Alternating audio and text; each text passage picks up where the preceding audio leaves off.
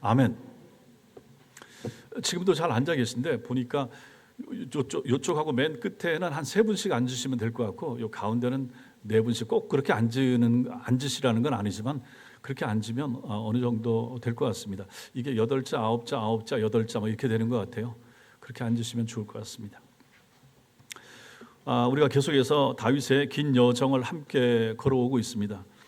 이제 앞으로 한 3번, 4번 정도 더 해서 4월 말까지 마지막 주, 4월 마지막 주, 그 전주는 우리가 사경회가 있고, 그 다음에 4월 첫째 주는 이제 부활주일, 부활절이니까 그때 오후에는 그 기관별 찬양제가 있고, 그래서 앞으로 한 3번, 4번 정도 더 설교하고 다윗과 강해를 마치도록 하겠습니다. 지난번에 본 것처럼 블레셋 시글락이라고 하는 지역에서 이제 거짓 평안 속에 1년 4개월 정도 이방 땅에 가서 평안하게 지내는 것, 그게 진짜 평안이 아니라고 그랬죠. 그렇게 살던 다윗을 하나님께서 흔들어 깨우셨는데, 낯선 은혜, 어렵게 되는 거, 힘들어지는 거, 그 낯선 은혜로 깨우셨죠.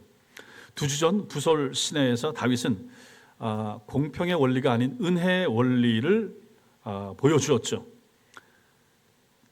전쟁에 나간 400명, 남아 있었던 지쳐서 못 따라갔던 200명, 전쟁하러 나갔던 사람들이 돌아오면서 아니 왜 아무것도 한 사람 공로를 세운 것도 없는데 저 사람들하고 우리 전과물을 같이 나눠야 됩니까?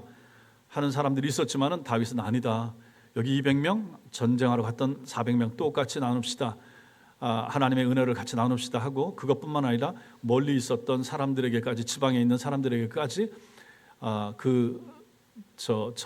전리품을 같이 나누는, 그래서 은혜의 원리를 베푸는 다윗을 보았습니다. 그리고 오늘 마침내 우리는 그렇게 도망 다니던 다윗이 왕이 된 그 이후의 시점을 여기서 보게 되는 것입니다. 오늘 이 본문에 이르기까지 긴 시간이 흘렀죠. 다윗이 사무엘로부터 네가 사울 말고 이제 왕이 될 거야 라고 기름 부음을 받은 것이 10대 때입니다. 10대 중반, 15살, 16살, 17살 이때로 이제 보는 거죠. 그리고 이제 긴 시간이 흘렀죠. 20년이 지난 것입니다. 사울이 길보아 산 전투에서 사울과 그 아들들이 전부 다 이제 죽습니다. 죽은 후에도 다윗은 즉시 왕이 되지는 못하죠. 유다 지파의 왕으로서 헤브론에서 이제 7년 6개월 정도를 보냅니다. 그리고 나서 이제 이스라엘 왕이 되는 거죠. 그리고 이때 다윗의 나이가 한 37살 이때 이 정도가 되는 것입니다. 그러니까 한 17살에 기름 부음 받았다가 하면 한 20년이 지금 지난 거죠. 20년 이상을 왕이 되는 시점을 기다린 것입니다. 그 20년 동안에 쫓겨다녔죠. 사울에게 쫓겨서 이리저리 피해 다니고 온갖 수모와 고생을 다 당하는 것을 우리가 앞에서 살펴보았습니다. 드디어 이제 왕이 됐죠. 예루살렘을 여기 정복하고 여기 예루살렘을 수도로 정했습니다. 궁전을 지었습니다. 그러자 이제 주변의 나라들이 이제 조공을 바치게 됩니다. 드디어 이제 안정된 생활이 이제 찾아온 것이죠. 20년을 안정 없이 지냈던 다윗이 이제 안정된 삶을 살게 된 것입니다. 자, 이렇게 왕이 돼서 안정된 예루살렘에서 온 이스라엘의 전체 왕이 된 이 다윗의 마음, 첫 번째 생각이 무엇이었을까? 그것이 이제 오늘 이 본문의 핵심이 되는 것입니다.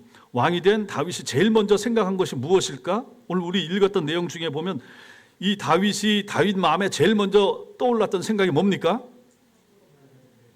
하나님의 궤가 생각이 났던 거죠. 언약궤, 하나님을 생각한 것입니다. 하나님의 궤, 언약궤, 법궤, 곧 하나님이 생각났다. 이것이 이제 다윗을 하나님의 마음에 합한 사람으로 만든 비밀이 되는 것이죠. 그래서 첫 번째로 왕이 된 다윗의 첫 번째 생각이 무엇인가? 그것은 바로 1절에 이제 나타나는데, 다윗이 천부장, 백부장 곧 모든 지휘관과 더불어 의논을 하고 소집해서 의논을 했는데, 의논한 내용이 무엇인가? 2절과 3절. 다윗이 이스라엘 온 회중에게 이르되 너희가 좋게 여기오 우리 하나님 여호와께로 말미암았으면 우리가 이스라엘 온 땅에 남아있는 우리 형제와 또 초원이 딸린 성읍에 사는 제사장과 레위 사람에게 전령을 보내서 그들을 우리에게로 모이게 하고 우리가 우리 하나님의 궤를 우리에게로 옮겨오자. 지금 궤가 여기 없는 거예요. 사울 때는 우리가 궤 앞에서 묻지 않았다. 이제는 물어야 된다. 괴를 모시자. 이렇게 말하는 거예요. 그랬더니 4절에 뭇 백성의 눈이 이 일을 좋게 여김으로, 다윗 마음속에 괴가, 언약괴가 우리 이 중심에 있어야 되는데 없습니다. 이거 모시고 올라와야 됩니다. 라고 백성들 모아서 얘기했더니 뭇 백성이 이 일을 좋게 여김으로 온 회중이 그대로 행하겠다 한지라, 이렇게 말합니다. 백성들이 동의하는 거죠. 다윗이 언약궤를 우리가 모셔야 되겠습니다. 아, 예, 왕이시여, 좋습니다. 그렇게 하시죠. 이 얘기를 하는 것입니다. 여기서 이제 중요한 게 뭡니까? 다윗이 20년을 기다렸다 그랬죠. 고난과 시험의 세월을 보낸 것입니다. 그리고 마침내 온 이스라엘의 왕이 됐습니다. 이제 편안해집니다. 평안을 누릴 수가 있습니다. 그런데 이때 다윗 마음속에, 평안해진 이때 다윗의 마음속에 처음으로 떠올랐던 생각이 하나님의 궤, 법궤는 여기 없는데, 그 생각을 하게 된 것이죠. 자기의 안위, 자기의 평안, 자기의 영광, 이걸 생각한 게 아니에요. 하나님의 법궤가 없다, 이걸 생각을 한 거죠. 사람의 진면목은 그렇게 보면 위기에 때도 드러나지만 평안할 때 그 사람의 진짜 모습이 나타나는 거죠. 고생할 때, 어려울 때는 예수 잘 믿고 교회 잘 나오고 잘 섬기고 막 애를 쓰려고 하죠. 그런데 평안해지니까, 근데 좋아지니까, 형편이 피니까 하나님을 잊게 되고 하나님을 떠나게 되고 신앙이 약화되는 경우가 얼마나 많은가. 다윗이 지금 그럴 수 있는 시점이 된 거예요. 평안해진 거예요. 모든 것이 이제 주변이 안정을 되찾게 되는 이때, 많은 사람들은 일반적으로 흔히 하나님을 잊어버리기가 쉽던데 다윗은 이때 하나님을 생각하는, 너무 좋다, 너무 평안하다, 이 은혜가 너무 감사하다, 이때 하나님의 법궤를 생각을 하는 것입니다. 이 법궤는 어떻게 됐는가? 잊혀진 거죠. 잊혀진 언약궤. 두 번째로 하나님의 법궤, 언약궤가 잊혀졌다. 5절부터 8절이 이제 다윗이 언약궤를 가져오는 장면을 쭉 묘사를 하고 있습니다. 자, 여기서 이제 언약궤에 대한 내용을, 동영상을 좀 준비를 했습니다. 한번 보겠습니다.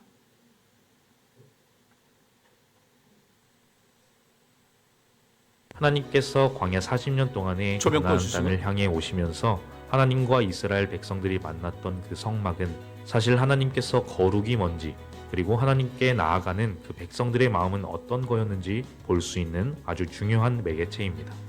이 성막은 예수님으로 인해서 모든 휘장이 갈라짐에 따라 예수님께서 보내주신 성령 시대를 살아가는 우리이지만, 하나님께 나아가는 그 거룩한 마음을 배우기 위해서 우리는 성막을 볼 필요가 있습니다.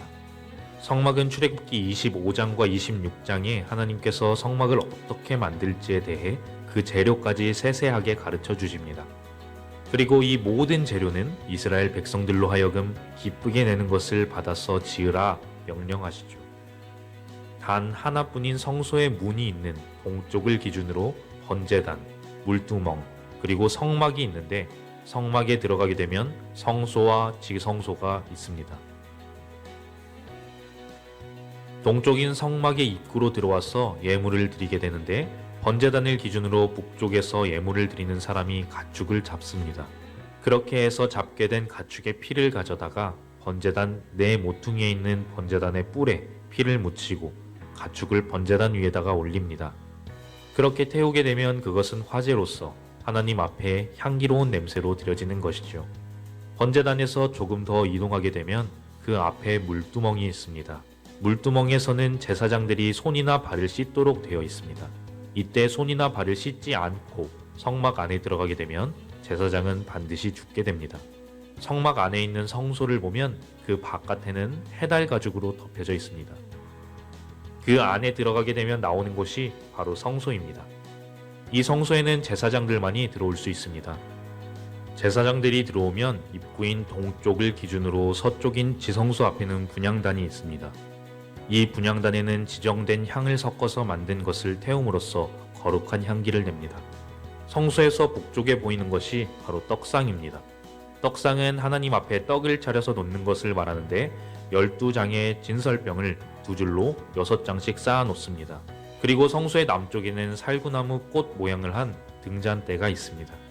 이 성소 안에 더욱 거룩한 곳은 바로 지성소입니다. 지성소에는 대제사장만이 들어갈 수 있는데 1년에 딱 하루 있는 속죄일에만 들어갈 수 있습니다. 이 지성소 안에는 언약궤가 있습니다. 언약궤 위에 있는 것이 바로 속죄소인데, 그룹이라고 하는 천사 2명이 서로 날개를 맞대고 언약궤를 덮고 있는 모습을 가집니다. 법궤 안에는 세 가지 물건이 들어 있습니다. 첫째는 시내산에서 모세가 하나님께로부터 받은 두 돌판이 있고, 두 번째는 광야 40년간 하나님께서 먹여주신 만나, 그리고 세 번째는 아론의 쌍난 지팡이입니다. 이렇게 해서 보면 이스라엘 백성은 이 법궤를 40년 내내, 그리고 가나안 땅에 들어와서까지도 하나님께서 주신 말씀을 기억하고 일용할 양식을 주신 하나님을 기억하면서 이 법궤를 늘 기도와 예배의 중심에 놓았던 것을 볼 수 있습니다. 하나님께서는 애굽에서 이스라엘 민족을 이끌어내신 뒤 모세에게 십계명이 새겨진 증거판을 보관할 나무 상자를 만들라고 하시며 제작에 필요한 자세한 것들을 알려주십니다. 언약궤 안에는 2개의 석판으로 된 증거판과 함께 아론의 쌍난 지팡이와 만나를 넣은 금항아리도 함께 보관됩니다. 언약궤는 조각목으로 만들어졌으며 가로 2.5 규빗, 세로 1.5 규빗, 높이 1.5 규빗의 장방형으로 안팎으로는 정금으로 입혀졌습니다. 위판 덮개를 속죄소라고 하였고 정금으로 만들었습니다. 속죄소의 두 끝인 북쪽과 남쪽에 그룹을 하나씩 만들고 날개가 속죄소를 덮고 얼굴은 속죄소를 향하게 하였습니다. 언약궤 윗가로 돌아가며 금태가 둘러졌습니다.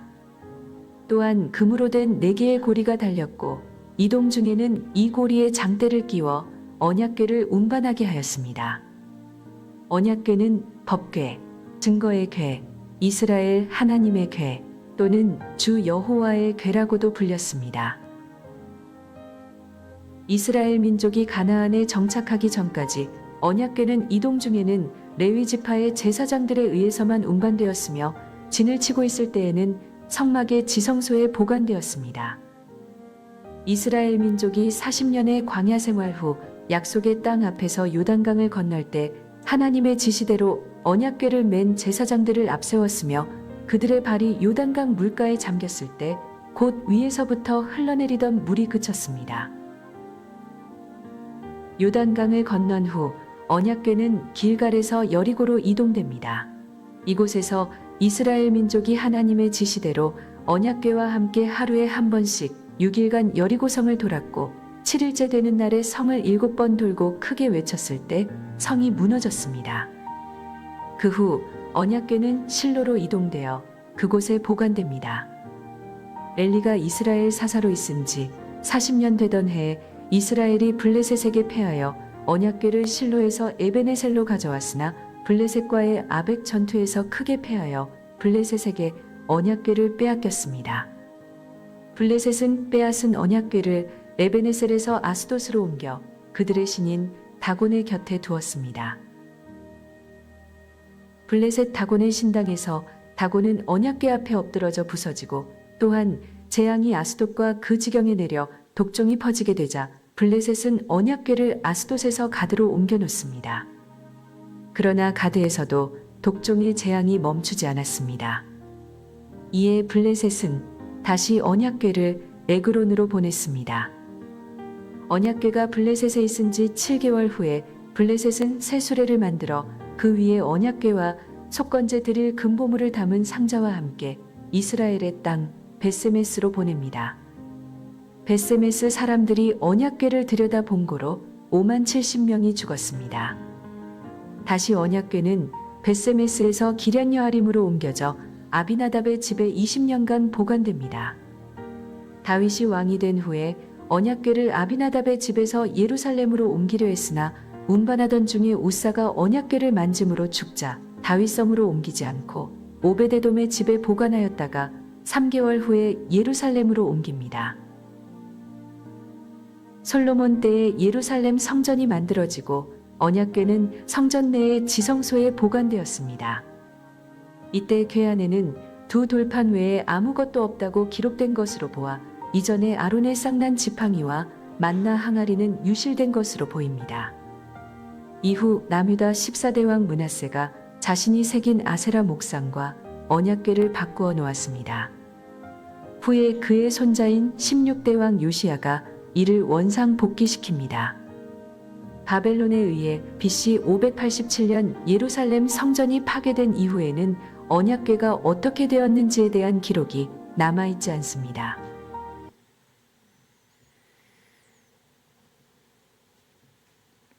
잘 들으셨습니까? 이걸로 오늘 설교는 마치도록 하겠습니다. 여기서 다 나와 있는 거예요. 이 영상을 통해서 이렇게 하니까 여러분들이 집중도 잘하시고 아주 좋네요. 잊혀진 이 언약궤, 이제 오늘 5절부터 8절까지 언약궤를 가져오는 장면, 지금 여기 설명 다 된 부분인데, 언약궤가 이제 여기저기 옮겨지다가 결국은 긴 시간, 전체 시간 따지면 한 70년 만에 이제 원래 있어야 될 자리로 이제 돌아오는 거죠. 기럇야림 아비나답의 집에 아주 오래 머물게 되죠. 사무엘상 7장 2절에 보면 그곳에서 20년 동안 오래 있었다라고 말하고, 그 후 사울 시대와 다윗의 초기까지 계속 그곳에 있었던 것으로 보입니다. 전체의 총 그 기간을 단정할 수는 없지만 적어도 수십 년, 70년 가량 잊혀진 채 방치되어 있었던 거죠. 왜 그랬을까? 이게 이제 중요하죠.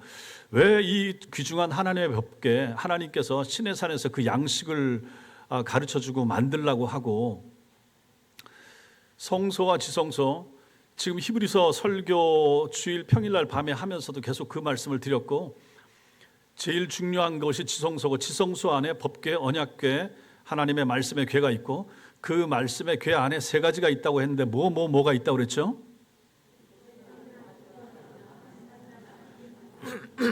그렇죠. 그 중에 제일 중요한 게 뭐겠습니까? 십계명 두 돌파인이 제일 중요하겠죠. 그 궤 위에 덮고 있는 이 부분, 이 그 뚜껑 같은 부분을 뭐라고 부릅니까? 속죄소, 시은소, 시은좌, 은혜의 보좌, 은혜의 자리, 이렇게 말하는 거죠. 거기 양쪽에 뭐가 있다고 그랬습니까? 그룹, 천사가 마주보고 있는데 천사의 얼굴은 어디를 향하고 있습니까? 속죄소 안을 향하고 있는 거죠. 그렇죠. 예, 거기까지. 이런 내용들 이제 동영상을 통해서 하니까 훨씬 더 잘 이해를 하시고, 그냥 제가 설교만 가지고 지성소 안에 동쪽에 뭐가 있습니다 하는 것보다 한번 이렇게 이 영상을, 그림을 보면 참 좋다 하는 생각을 하게 됩니다. 결국 이제 이런 동영상들을 찾아가지고, 동영상들은 많은데 짧은 시간에 할 만한 것을 찾는 게 또 쉽지가 않았고, 또 편집은 제가 못하니까 우리 우요한 집사한테 시켜가지고 2개 붙여가지고 하도록 합시다라고 했는데 잘 해줬어요. 왜 수십 년 동안 이 법궤가, 오늘 우리가 읽었던 이 말씀 13장 1절 이전에는 잊혀진 채 있었다. 그런데 다윗이 이제 명실공히 온 이스라엘의 왕이 된 다음에 다윗 마음속에 떠오르는 생각, 하나님의 법궤, 이 법궤가 지금 제자리에 있지 못하다, 늘 그것에 대한 부담을 가지고 있다가 옮겨와야 되겠습니다, 이 마음이 들었다라고 하는 것입니다. 왜 잊혀진 채 있었을까? 이유는 분명하죠. 언약궤가 사람들이 바랬던 그런 마술적인 도구가 아니었기 때문에 그런 것입니다. 왜 그랬습니까? 엘리 제사장 때 전쟁하러 나가는데 법궤를 가지고 나갔잖아요. 법궤가 있으면 이게 이길 거야, 무당의 부적처럼 생각한 거죠. 이거 있으면 이기리라 생각하는 어리석은 생각을 가지고, 왜냐하면 법궤 자체는 하나님의 임재를 나타내는 거니까, 하나님의 임재의 표식으로서 이 법궤를 가지고 나가면 하나님이 우리야 어떻게 살든지 상관없이 법궤에 있으면 하나님은 이 법궤와 함께 해야 되니까 그 전쟁에 이길 수밖에 없다, 이런 미신적인 생각을 가지고 법궤를 끌고 나갔는데, 실제로는 그러고 나서 전쟁에 졌다는 얘기입니다. 지구 적들에게 빼앗기고. 언약궤를 가지고 오면 좋은 일이 생겨야 되는데 좋은 일이 안 생겼어요. 전쟁에 졌어요. 또 사람들이 감히 자기들이 함부로 보려고 뚜껑 열고 봤다가 5만 70명, 실제로는 이제 5만은 5기 잘못 기록된 것으로 보이고, 그거 열었다고 왜 5만 명이 한꺼번에 들여다봤던 70명 정도가 죽었을 것으로 생각하는데, 법궤가 있어도 전쟁에 져, 법궤를 봤다고 해서 또 죽어, 법궤에 손을 댔다고 해서 미끄러지는 거 막으려고 했다고 죽어. 그러니까 법궤가 좋은 의미로 하나도 이스라엘 백성들에게 느껴지지 않는 거죠. 그래서 그냥 멀찍이 둔 거죠. 누가 이 언약궤를 원하겠는가? 베스메스 사람들이 그 얘기를 하는 거죠. 그러면서 이제 법궤를 멀리 뒀다. 법궤와 언약궤를 멀리 뒀다, 잊어버렸다. 뭡니까? 하나님을 잊어버렸다 하는 거죠. 하나님의 임재를 굳이 가까이 하고 싶지 않은 마음들이 들었던 거죠. 도움이 되지 않는 하나님, 이용할 가치가 없는 하나님을 원하지 않는 것처럼 보이는 거죠. 이스라엘 사람들이 그랬다는 얘기입니다. 그래서 그들이 사무엘에게 뭘 구합니까? 왕을 주세요. 그래서 왕을 구한 거예요. 보이지 않는 하나님보다 보이는 인간 왕이 필요했던 것입니다. 인간 왕은 눈에 보이잖아요. 더 편리하잖아요. 더 빨리 반응할 수 있잖아요. 법궤는 하나님의 임재는 이것만 가지고도 뭐 되지가 않아. 전쟁에서 승리하지도 못하고 오히려 피해만 보는 것 같고, 그 다음에 적들에게 갔는데 다곤 신당에 갖다 놨더니 다곤 신당이 넘어져 깨져 하니까 이방인들도 이거 법궤를 원치 않아. 이방인도 원치 않아. 이스라엘 백성도 원치 않아. 하나님의 법궤 이용법을 몰랐던 것이죠. 결국 사울이 왕이 됐죠. 언약궤와 하나님은 이스라엘 백성의 삶의 중심에서 멀찍이 잊혀진 채 방치되었습니다. 그런데 다윗이, 하나님의 사람인 다윗이 이 언약궤를 기억하고 있었던 것이죠. 그전에는 기억했어도 어떻게 하기가 어려웠죠. 도망 다니고 피해 다니고 적들에게 몰려다니고 하기 때문에. 그런데 이제 왕이 됐어요. 안정된 삶을 할 수 있게 됐어요. 주변의 적들도 이제 평정이 됐어요. 옆에 나라에서 오히려 조공을 바칠 정도가 됐죠. 안정되고 나니까 처음 생각하는 것이 바로 이 하나님의 법궤를 제자리에 갖다 놔야 되겠다. 즉 항상 다윗 마음속에는 하나님을 향한 사모하는 마음이 있었던 것이죠. 그게 오늘 본문에서 보게 되는 세 번째입니다. 하나님을 사모하는 마음입니다. 다윗이 왜 언약궤를 원했는가? 본문 3절에 다윗이 단순하게 말하죠. 사울 때는 우리가 이 궤 앞에서 묻지 않았다. 그런데 다윗의 동기는 훨씬 깊었습니다. 그것을 보여주는 시편이 132편, 시편 132편 한번 보겠습니다. 한번 찾아보겠습니다. 시편 132편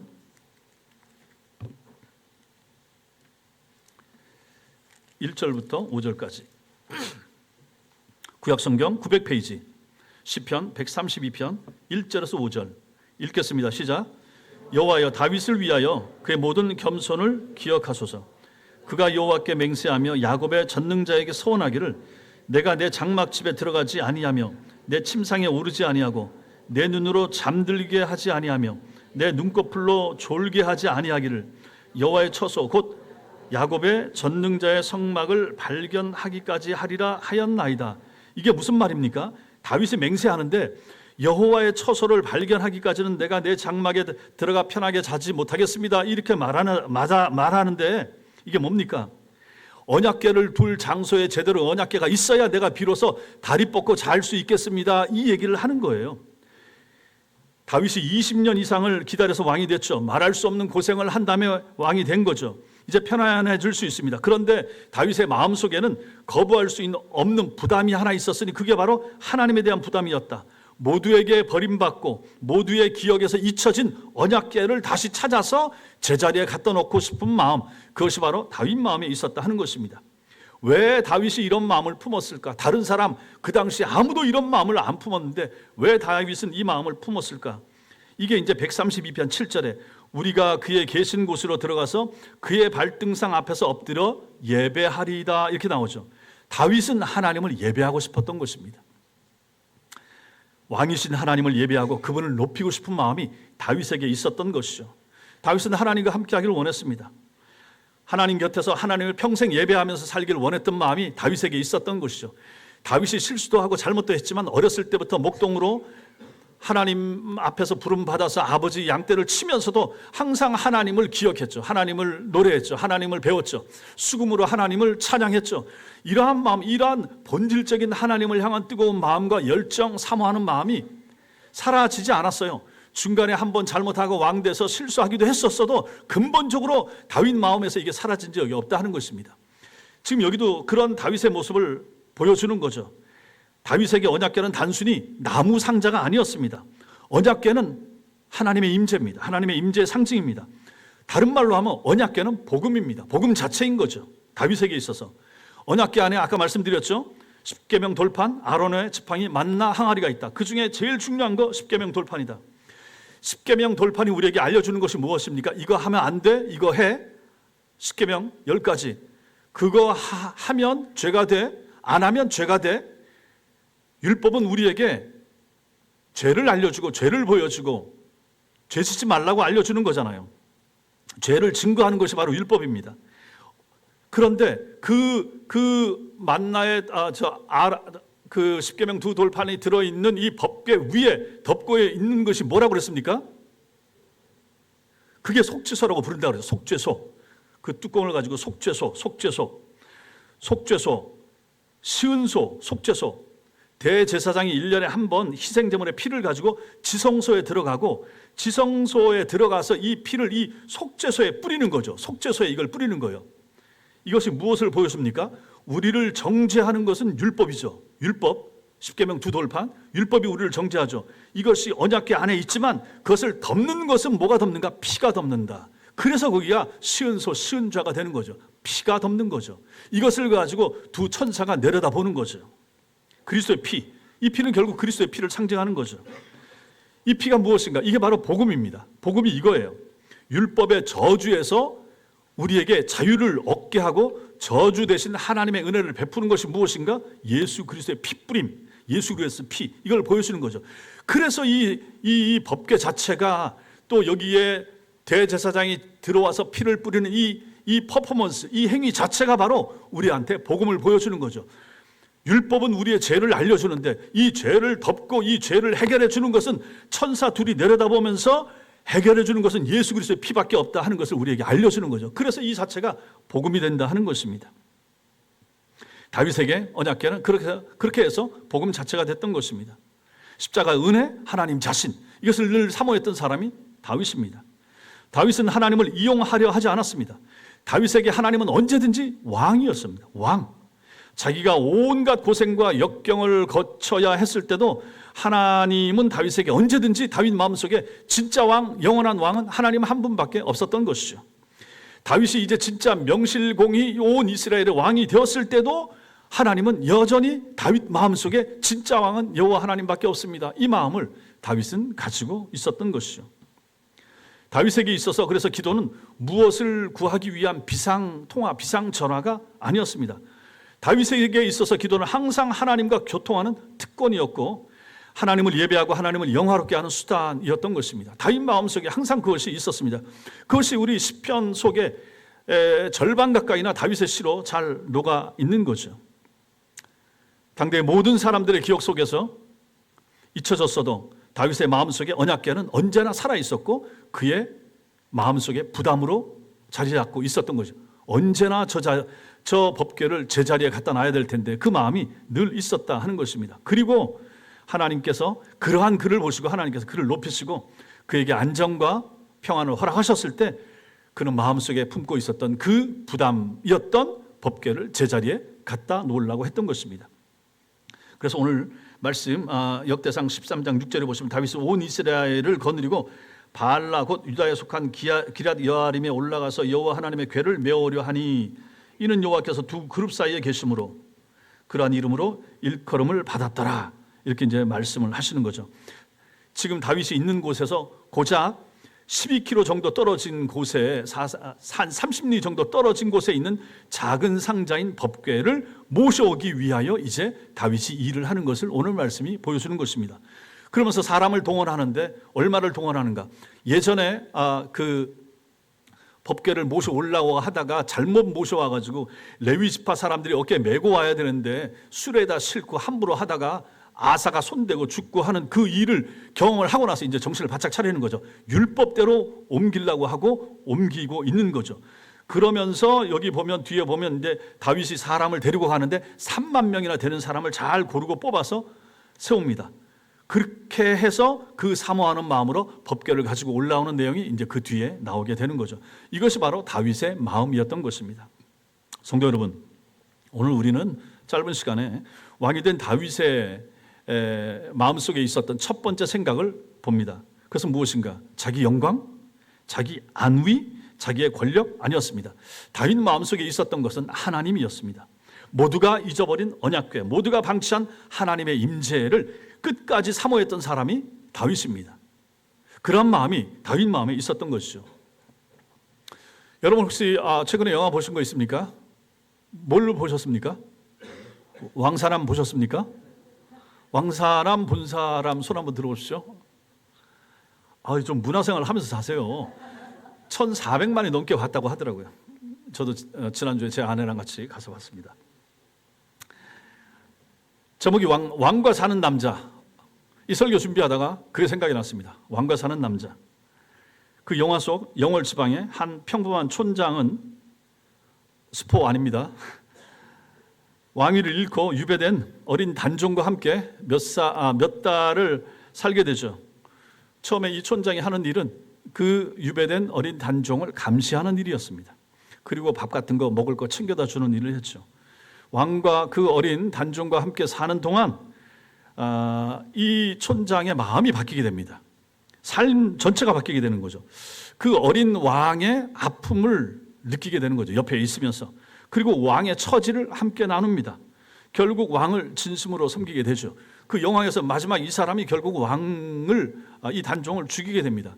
그것도 그 단종이 이제 이걸 얘기하면 안 된다고? 참. 가지 마세요. 텄어. 이제 늦었어. 1,400만 원 봤으면 다 봤고, 다음엔 저 비디오 빌려서 보십시오. 숙부가 수양대군이 사약을 내려가지고 그걸 마셔야 되는데, 그 진짜 정사에는 그렇게 나온지 모르겠어요. 근데 그거 말고 이제 이 사람이 왕이 내가 당신 손에 죽기를 원합니다 해서 이제 결국 죽게 되고, 이렇게 되는 것들이 이제 쭉 이어지는 것입니다. 왕을 진심으로 섬기게 되는 거죠. 왕을 이 촌장이 진심으로 사모하게 됩니다. 사모하게 되는 거죠. 이런 모습을 우리는 오늘 여기 다윗의 모습에서 저는 그게 이제 겹쳐서 같이 이제 떠오르게 되는 것입니다. 다윗이 그랬습니다. 왕이 되었죠. 왕이 됐지만 여전히 하나님과 사는 남자로 살고 싶었던 다윗의 마음을 오늘 본문에서 보는 것입니다. 가장 편안해진 순간, 성공한 순간에도 제일 먼저 하나님의 임재를 모시고 싶었던 다윗의 모습을 오늘 이 역대상 13장이 우리에게 보여주는 것입니다. 지금 여러분들 어떤 상황에 계십니까? 고난과 혹시 어려움이 있으십니까? 아니면 지금 뭐 평안하십니까? 문제는 환경이 아닙니다. 문제는 우리가 누구와 함께 사느냐 하는 것입니다. 평안하든지 형통하든지 어렵든지 힘들든지 신자의 삶은 이 두 가지가 다 번갈아 가면서 우리에게 오는 거죠. 근데 그때 제일 중요한 건 무엇입니까? 누구와 더불어 사는가? 하나님의 임재와 함께 하는가? 평안할 때도 힘들 때도 건강할 때도 아플 때도 내 마음의 지성소에 하나님을 모시고 사는가? 나는 왕 대신 하나님과 사는 사람인가? 이게 중요한 것이죠. 주님과 함께 살고 주님을 삶의 진짜 왕으로 높이면서 내가 사는가? 그것을 묻는 것이 필요합니다. 전쟁이 터졌습니다. 세상이 흉흉합니다. 그럼에도 불구하고 예수 그리스도는 나와 함께 하시고 내 마음속에 주님을 모시고 삶으로 말미암아 이 흉흉한 세상 가운데서도 내 마음에 참된 평안을 누릴 수 있는 비결, 그것이 여기에 있더라 하는 것입니다. 세상을 보고 뉴스를 들으면 복잡하고 머리 아프고 암담하지만은 오늘 이런 말씀처럼 아니 우리가 이 땅에 살면서 뭐 얼마나 많은 시간, 얼마나 긴 시간 평안만 누리면서 살기를 원합니까? 평안한 때도 있었지만 불안한 시간도 많았고 즐겁고 기쁜 순간도 많았지만 아프고 힘들고 눈물 나는 시간들도 많았잖아요. 앞으로도 마찬가지 아니겠습니까? 이 두 가지를 번갈아 하나님이 우리에게 허락하시는 것이고 이렇게 살다가 세상 떠날 텐데 흉하든지 흥하든지 평안하든지 고통스럽든지 중요한 것은 무엇인가? 내 마음의 중심에 무엇이 있는가? 누구를 모시고 사는가? 이것이 제일 중요하다 하는 것입니다. 그것을 우리는 오늘 다윗의 모습에서 보는 것이죠. 내 마음에 하나님의 법궤가 있는가? 하나님의 임재를 내가 정말 소망하는가? 교회가 형통하고 교회가 평안하고 할 때도 너무 감사하고 혹시 교회가 어려워도 항상 하나님 중심으로 살라고 하는가? 오늘 오전 말씀에서 보았던 것처럼 어렵고 힘들 때도 항상 하나님 앞에 엎드려서 기도의 영을 받아서 내 기도의 막류에 올라서서 하나님 도와주세요. 기도의 영을 가지고 살라고 몸부림치는 성도인가? 내가 그것을 물어보시라 하는 것입니다. 어려움은 힘들고 어렵고 힘들면 하나님 앞에 열심히 기도하고 평안하고 기쁘고 감사하면 하나님께 감사와 찬송과 영광을 올려드리고 그렇게 살다가 또 어렵고 힘들면 주님 앞에 하나님 아파요, 어려워요, 힘들어요 기도하고 또 그렇게 살던 삶이 좀 풀리고 평안하고 기쁘고 즐거우면 하나님 감사합니다, 영광 받으세요, 찬송하고 뭐 이 두 개를 엎치락 덮치락 하면서 우리가 살다가 주님 앞에 가지 않겠습니까?